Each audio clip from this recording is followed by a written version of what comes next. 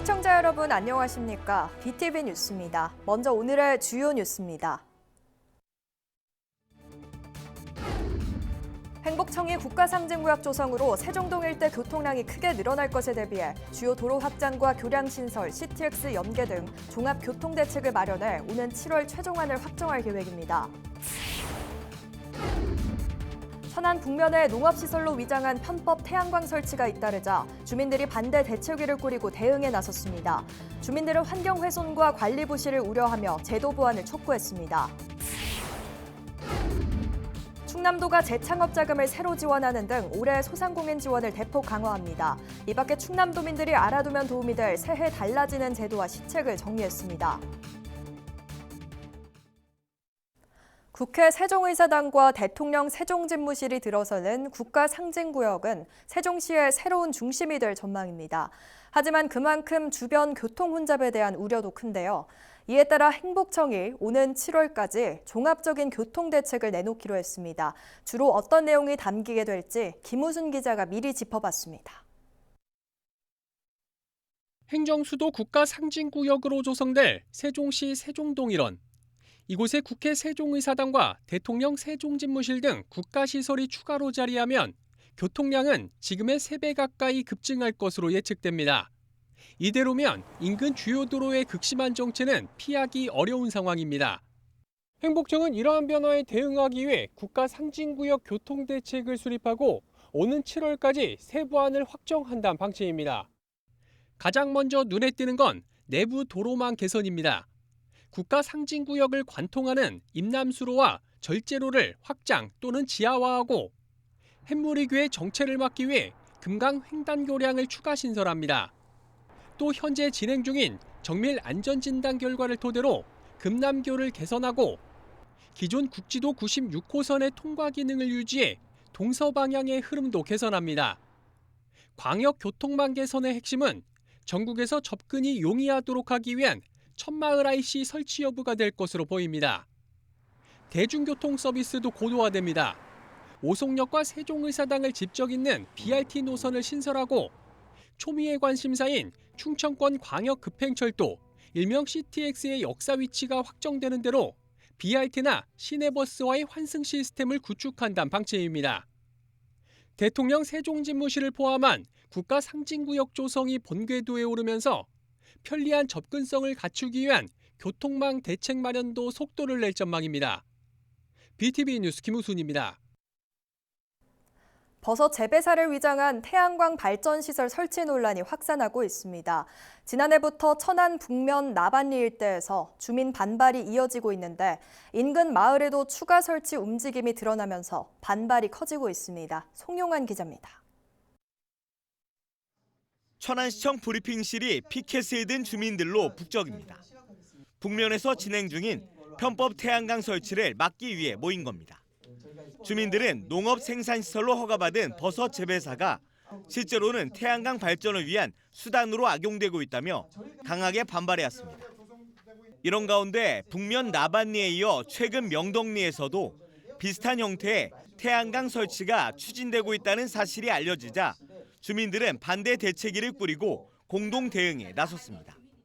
지금은 분명히 준공 전 단계이며 행정이 허가 목적 위반 여부를 조사하고 개입할 수 있는 사실상 마지막 시점, 우리가 말하는 골든타임입니다. 30년간 버섯을 재배해온 한 농민은 해당 시설은 구조상 버섯 재배가 사실상 불가능하다며 관계 기관의 관리 감독이 부실하다고 지적했습니다. 대부분 천안 지역에서는 태양광 판넬 밑에 표고목을 넣는 형태로 사업이 진행되고 있습니다. 그게 합법적인 농지이용이라고 해서 지자체에서 허가하고 있는데 실제적으로 보면은 그 형태로의 표고 버섯을 지을 수 있는 형태는 아니에요. 법률적으로 그걸 회피하기 위한 수단으로 이용되고 있다는 것이고. 환경훼손 우려도 나왔습니다. 주민들은 이미 운영 중인 일부 태양광 시설에서 제초제와 농약이 반복적으로 살포돼 토양과 농수로 오염 가능성을 제기했습니다. 이에 따라 농업시설을 악용한 태양광 설치 차단과 농업 사용 의무기간 명문화, 주택 하천 인접지역 이격거리 기준 강화, 태양광 시설 전수 점검 등을 요구했습니다.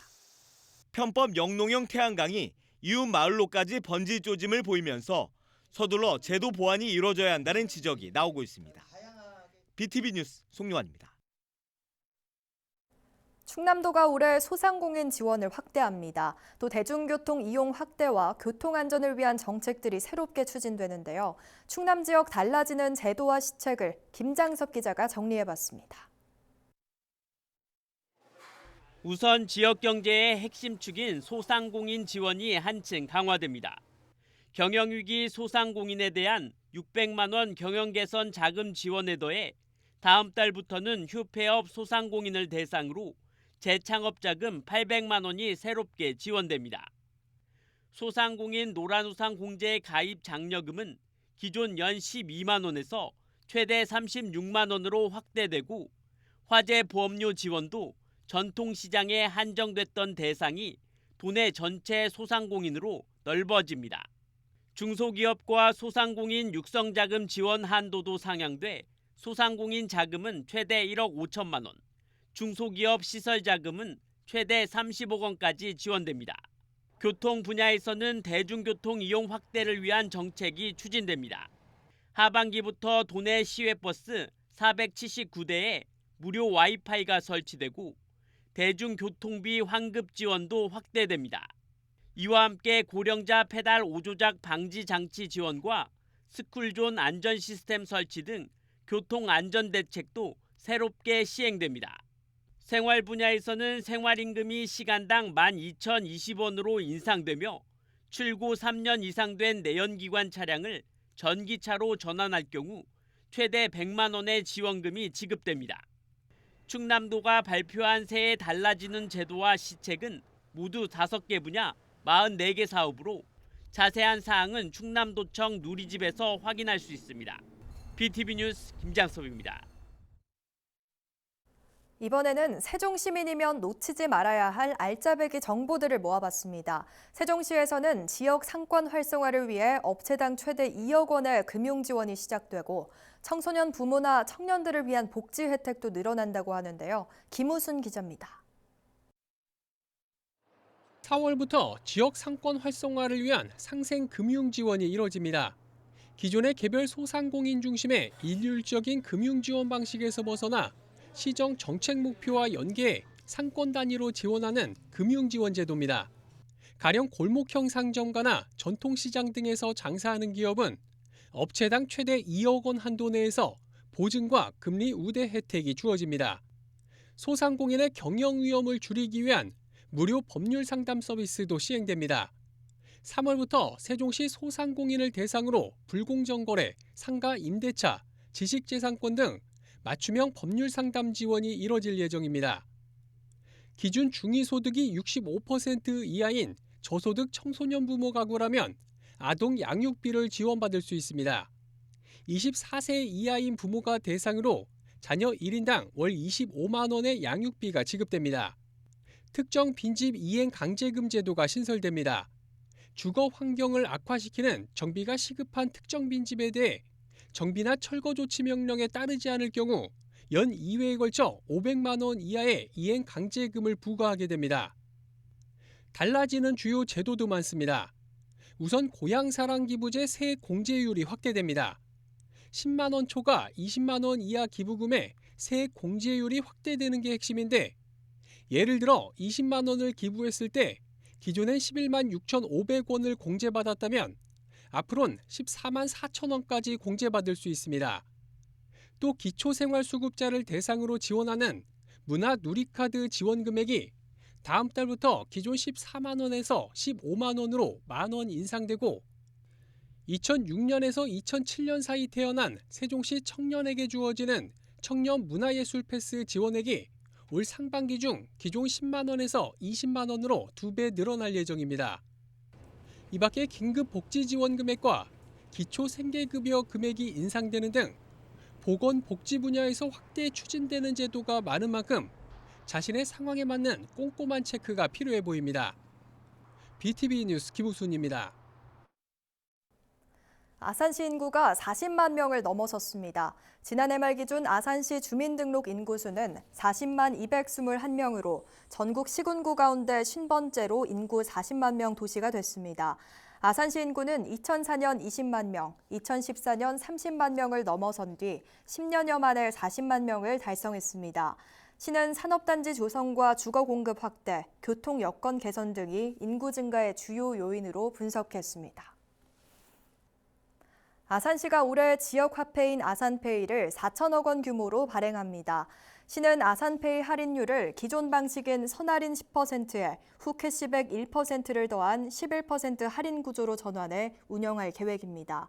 이번 조정은 정부 지원 여건과 재정의 지속 가능성을 고려한 조치로 시는 혜택은 유지하면서 제도의 안정적인 운영에 중점을 뒀다고 밝혔습니다.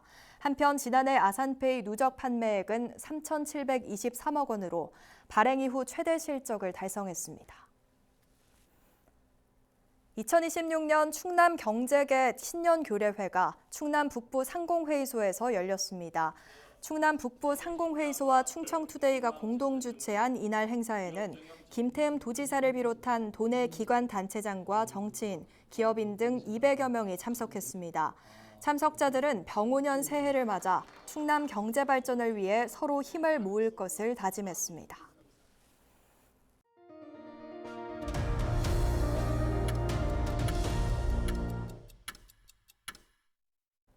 지난해는 역대 두 번째로 더운 해로 기록됐습니다. 연평균 기온이 평년보다 1.2도 높았고 폭염과 열대야가 길게 이어졌습니다. 장마는 짧았지만 가을엔 비가 자주 내리며 국지적 집중호우가 잦았습니다. 유철미 기자가 보도합니다. 기상청에 따르면 지난해 전국 연평균 기온은 13.7도로 1973년 이후 두 번째로 높았습니다. 특히 6월부터 10월까지 5개월 연속으로 기온이 평년보다 크게 높아 여름과 가을 내내 더위가 이어졌습니다. 전국 평균 폭염 일수는 29.7일로 평년의 2.7배, 열대야 일수는 16.4일로 2.5배 늘었습니다. 서울은 여름철 열대야가 46일로 관측 이래 최다를 기록했습니다. 연강 수량은 1325.6mm로 평년과 비슷했지만 7월과 8월 사이에 시간당 100mm가 넘는 집중호우가 15곳에서 발생했습니다. 장마철은 예년보다 절반가량 짧았고 대신 가을철 강수 일수가 역대 두 번째로 많았습니다. 반면 강원 영동 지역은 여름철 강수량이 평년의 34% 수준으로 심한 가뭄이 지속됐고 경북에서는 건조한 날씨 속에 대형 산불이 잇따랐습니다. 기상청은 올해도 기후변화로 인한 이상고온과 집중호우가 잦을 것으로 전망하고 재난 대비와 지역별 맞춤 대응을 당부했습니다. BTV 뉴스 유철미입니다. 아산시 온양이동 온양 온천역 지구가 국토교통부 노후 주거지 정비 지원 사업에 선정됐습니다. 이에 따라 주거 환경 개선은 물론 생활 SOC 등이 오는 2030년까지 확충될 예정으로 주민들의 정주 여건이 크게 개선될 전망입니다. 보도에 김장석 기자입니다. 온양이동 행정복지센터 주변입니다. 저층의 노후주택이 밀집해 있는 이 지역은 주차 공간 부족은 물론 상습 침수와 낡은 도로 등으로 주거 환경이 열악한 곳 중 하나입니다. 특히 인근 문화재로 인한 각종 규제 탓에 재개발 등이 쉽지 않은 상황. 이런 가운데 온양이동 일대가 국토부 주관 노후 주거지 정비 지원 사업에 최종 선정됐습니다. 재개발, 재건축 같은 전면 철거 방식이 아닌 기존 주거지를 유지하면서 주거 환경 개선과 생활 SOC를 확충하는 공공 지원형 사업입니다. 이번 사업으로 온양이동 행정복지센터가 새롭게 건립되고 도담 어린이공원은 리모델링과 함께 지하 주차장이 들어설 예정입니다. 또 노후 골목길이 정비되고 빈집을 활용한 주차장 조성과 자력 개발이 어려운 주택에 대한 집 수리도 지원됩니다. 이와 함께 도시계획도로가 추가로 확보되며 온천동 도시 침수 대응 사업도 병행 추진될 예정입니다. 사업 면적은 약 9만 6천여 제곱미터로 모두 606억 원이 투입됩니다. 노후 주거지정비 지원 사업을 통해 온양 이동 주민들의 삶의 질을 높이고 노후 주택 정비와 생활 인프라 현대화를 통해 보다 안전하고 편리한 정주 환경을 조성해 나가겠습니다. 아산시는 올해 온양온천역 지구 지구단위 계획 수립을 시작으로 오는 2030년까지 연차적으로 사업을 추진할 계획입니다. BTV 뉴스 김장섭입니다. 지난 시즌 K리그2 14개 팀 가운데 13위를 기록하며 아쉬움을 남겼던 천안시티FC가 새 시즌 반전을 위해 본격적인 담금질에 들어갔습니다. 태국 방콕으로 전지훈련을 떠났는데요. 지난해 부진을 털어내고 재도약을 준비한다고 합니다. 출국을 앞둔 팀의 각오를 송용한 기자가 들어봤습니다. 2025 시즌 7승 23패 9무, 승점 30점으로 리그 13위에 그친 천안시티FC.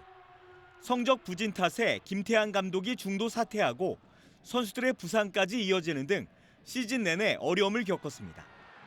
천안은 시즌 종료 이후 코칭 스태프와 선수단을 대폭 개편하며 변화를 꾀했습니다. 현재까지 기존 선수 12명이 잔류하고 13명이 새롭게 합류하면서 전체 전력의 80% 재정비를 마쳤습니다. 올림픽 대표 출신 베테랑 수비수 최규백을 영입하는 등 그동안 약점으로 지적되어 온 수비 안정화에 나섰습니다. 외국인 선수 보강도 막바지 단계로 곧 윤곽이 드러날 전망입니다. 천안은 오는 27일까지 태국 방콕에서 진행되는 동계 전지훈련을 통해 체력 강화와 더불어 새 얼굴들과의 호흡 맞추기에 집중할 계획입니다. 신임 박진석 감독은 선수들의 장단점을 빠르게 파악해 플레이오프 진출을 목표로 삼겠다고 밝혔습니다. 올해 목표는 플레이오프권을 두고 가자 그렇게 얘기를 했고요. 그것보다 더 중요한 거는 이제 홈 경기 승률이 조금 저조했기 때문에 홈 경기에서만큼은 조금 더 우리가 승리할 수 있도록 조금 더 힘을 쏟으려고 하고 있습니다. 지난 시즌 주장으로 팀을 이끌었던 퉁가라도 부상에서 회복해 좋은 컨디션을 유지하고 있다며 전지훈련을 통해 충분히 좋은 결과를 가져올 수 있을 것이라고 말했습니다. I'm getting I'm good. I'm in good condition now, and I start to training with a physio coach. And Thailand, I'm gonna try to doing normal training with my teammates. I think I'm very good. I'm ready for training now. 지난해 고등학교 3학년 신분으로 구단 최초로 준프로 계약을 맺었던 우정현은 올해 정식 프로 계약을 체결하며 프로 선수 자격 오르는 첫 전지훈련에 나섭니다.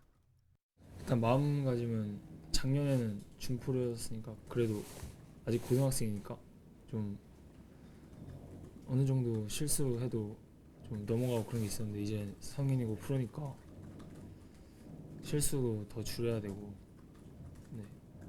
더 완벽해져야겠다는 생각이 큰 것 같아요.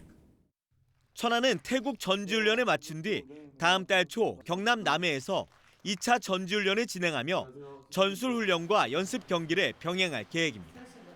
반등을 향한 새로운 출발을 선언한 천안시티FC. 이번 전지훈련이 도약의 발판이 될 수 있을지 팬들의 기대가 모이고 있습니다. BTV 뉴스 송용환입니다.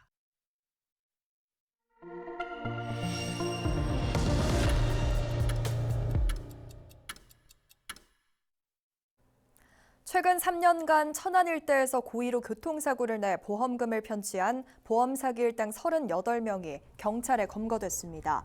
대리기사 A씨 등은 지인 차량을 고의로 들이받거나 고라니를 피하다 사고가 난 것처럼 보험사에 허위 접수하고 사고 빈도가 잦은 교차로에서 같은 방향으로 좌회전하는 차량이 차선 일부를 이탈하면 고의로 추돌하는 수법으로 보험금 1억 8천여만 원을 가로챈 혐의를 받고 있습니다.